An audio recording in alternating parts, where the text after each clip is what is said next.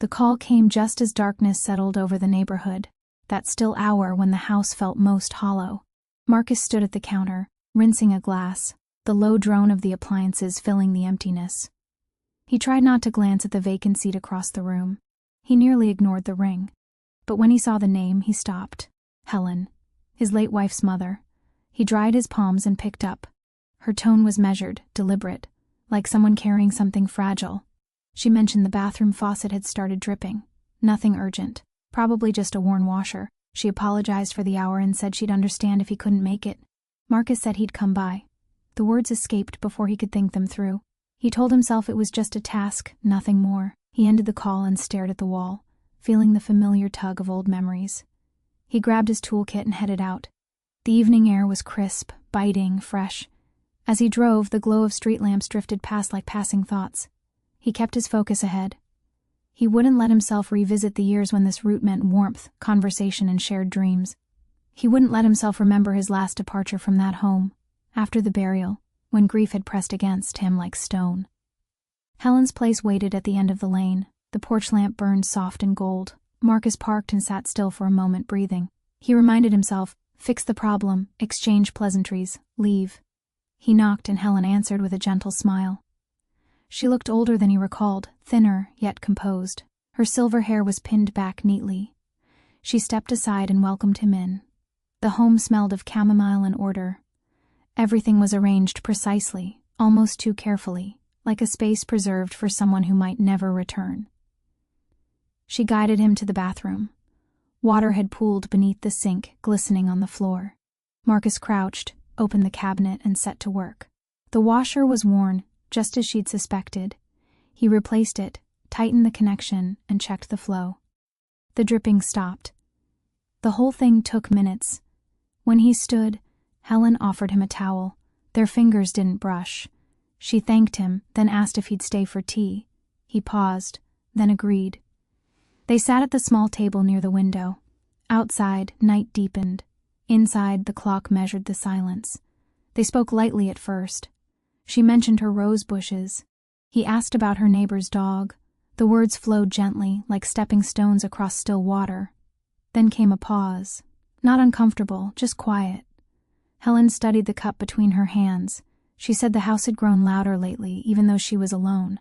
Marcus didn't follow at first. She explained that silence had its own voice. It crept in after dark. It filled every corner. He nodded. He knew that voice well. It greeted him each morning and waited for him each night. Helen admitted she'd nearly hired someone but thought of Marcus instead. She said she hadn't wanted to impose. He said it was fine. He meant it. Being here felt strange, yet not unwelcome. It was like standing near a door he'd shut too quickly. She asked how he was doing. He answered truthfully but briefly. Work kept him busy. Days blurred together, nights stretched long. He didn't elaborate. He didn't need to. Her expression said she understood the rest. A vehicle passed outside. The clock resumed its rhythm. Marcus finished his tea and rose. He said he should head out. Helen stood as well. She walked him to the entrance and thanked him once more, this time her voice softer. She said it meant more than he knew that he'd come. Marcus stepped onto the porch. The cool air wrapped around him. He turned to say farewell. Helen stood in the doorway, the warm light framing her face. For a moment neither moved. It wasn't longing. It wasn't attraction. It was recognition. Two people standing on common ground, shaped by the same absence, seeing each other without pretense. Marcus nodded and departed. As he drove home, his chest felt lighter and heavier all at once. He reminded himself it was only a repair. But the road felt different. The night felt alive. And somewhere between the porch glow and the passing streetlights, he sensed something had shifted, though he couldn't yet name what it was. Marcus didn't expect the second visit so soon. 2 days after fixing the faucet, Helen called again. Her voice sounded ordinary, almost casual. She mentioned the cabinet hinge beneath the sink felt loose. Probably nothing. Marcus agreed to stop by after work. He didn't question why something so minor warranted attention. He already knew he would go. The drive felt shorter this time. He noticed details he'd overlooked before. The old oak trees lining the street, the bakery on the corner, the stillness of the block. When he parked, the porch light was already glowing. Helen opened the door before he could knock. Her smile was quick and polite. She stepped back to let him enter. The hinge was worn. Marcus tightened the screws and tested the door. It held firm. He stood and brushed off his hands. Helen gave a small, grateful clap, as if the job had been something grander. She asked if he had time for tea. He said yes without hesitation. They sat in the living room this time. The furniture was tidy, but the space felt lived in. A folded throw rested on the sofa's arm. A framed photograph sat on the shelf, angled slightly away. Marcus didn't linger on it. Helen poured the tea and settled across from him. She asked about his work. He answered simply. She listened intently, nodding, asking small questions that showed genuine interest. He found himself speaking more freely than usual, as if the words had been waiting. She spoke next. She said her days were quiet. She woke early, kept occupied, and stayed up late. She said evenings were the hardest. The walls seemed to close in then. Marcus understood. He told her nights were difficult for him too. Sleep came and went unpredictably. They didn't mention Claire by name, but she was present in every silence. In the way Helen traced the rim of her cup, in the way Marcus leaned forward, elbows on his knees, braced for something. Their shared sorrow sat between them, heavy yet familiar. Helen stood and moved to the window. She gazed out at the street. She said she'd stopped inviting friends over. Everyone had their own concerns. She didn't want to be a weight. Marcus said she wasn't.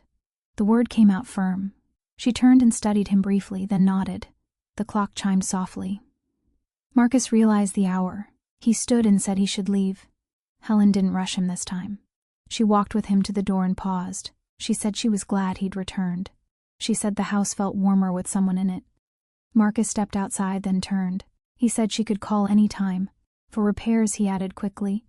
Helen smiled, understanding the unspoken meaning, and thanked him. That night, Marcus couldn't sleep. He replayed the conversation, not for what was spoken, but for what remained unsaid. He felt no guilt, only uncertainty. He told himself he was allowed to talk, to listen, to simply be human. Still, something pulled at him. The following week, Helen called again.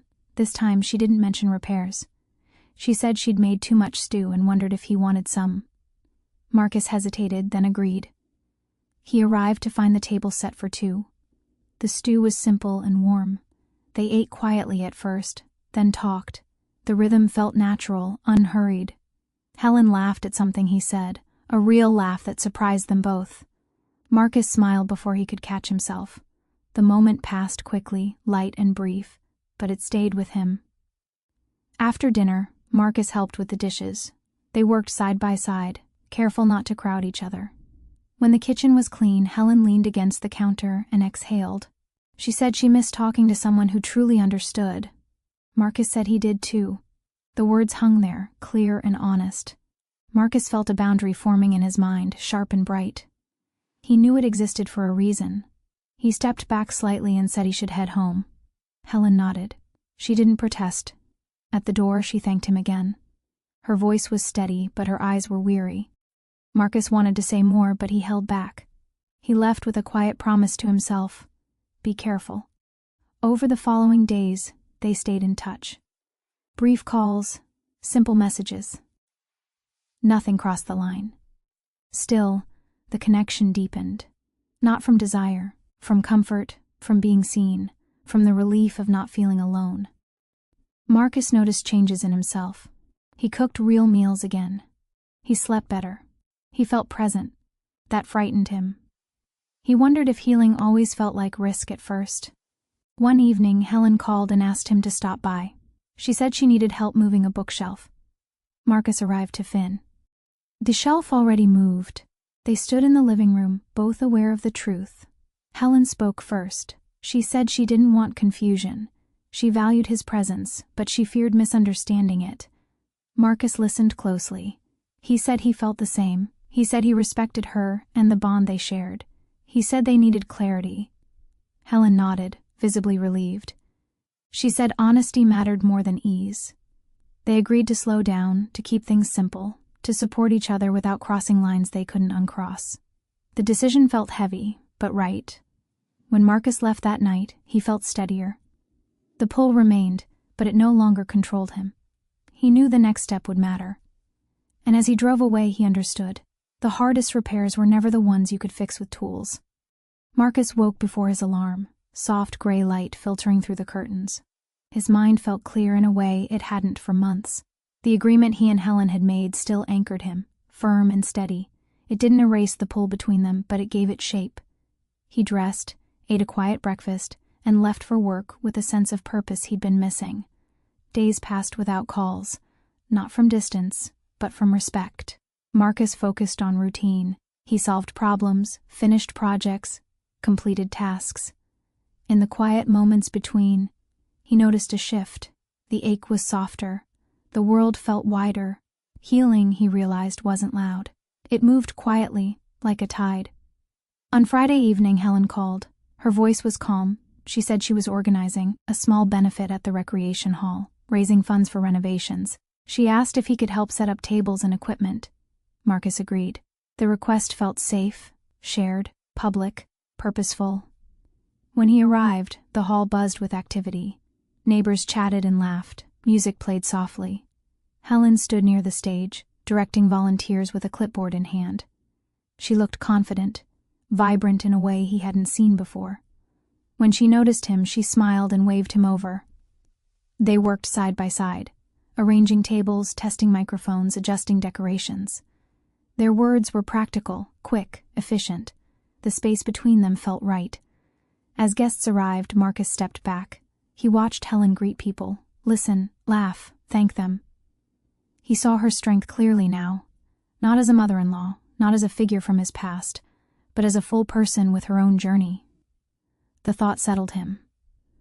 Later, when the room was crowded and warm, Helen joined him near the back. She asked if he was doing well. He said yes, and meant it. He asked the same. She nodded and said she felt useful again. That mattered to her. Marcus understood. Purpose healed in ways time couldn't. After the event ended, they stayed to clean up. The hall emptied slowly.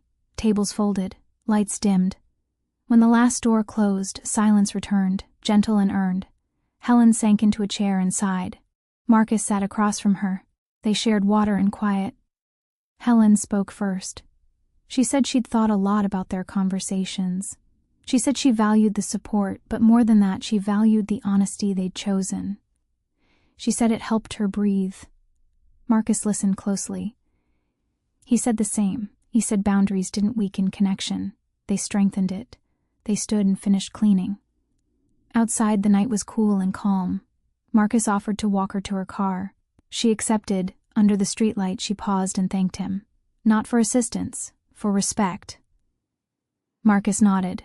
He felt proud, not conflicted. Weeks passed. Their contact became steady and balanced. Calls about events, messages about books, shared reflections. Nothing rushed. Nothing hidden. Marcus noticed how his grief had transformed. It no longer imprisoned him. It reminded him. Love, he learned, didn't demand replacement. It asked for care. One afternoon, Marcus received a call from his manager about a position in another city. A good opportunity, more responsibility, a fresh start. He thought about it all day. That evening, he told Helen. They met at a coffee shop, neutral and open. She listened carefully and said she was happy for him. Her smile was genuine, even if her eyes held sadness. Marcus admitted he was nervous. Starting over meant leaving behind the familiar.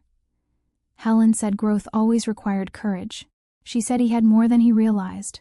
Her confidence steadied him. He decided to accept the position. On his last weekend in town, Marcus stopped by Helen's house to say goodbye. No repairs, no excuses, just a visit. The home felt lighter now. Windows open. Fresh flowers on the table. They sat and talked about plans, favorite books, travel dreams, still waiting. Helen walked him to the door. She said she was glad he was moving forward. She said she would be fine. Marcus believed her. He thanked her for reminding him how to live with intention. They shared a brief, respectful embrace. Nothing more. Nothing needed. As Marcus drove away, the road opened before him. He felt ready. The past remained part of him, but it no longer held him still. He carried lessons instead of weight. Months later, Marcus returned for a short visit. He attended another event at the community center. Helen was there, leading a new initiative. They greeted each other warmly. The ease between them told the whole story. Two lives connected by loss, strengthened by choice, moving forward with clarity. The repair had been small, the change had been lasting.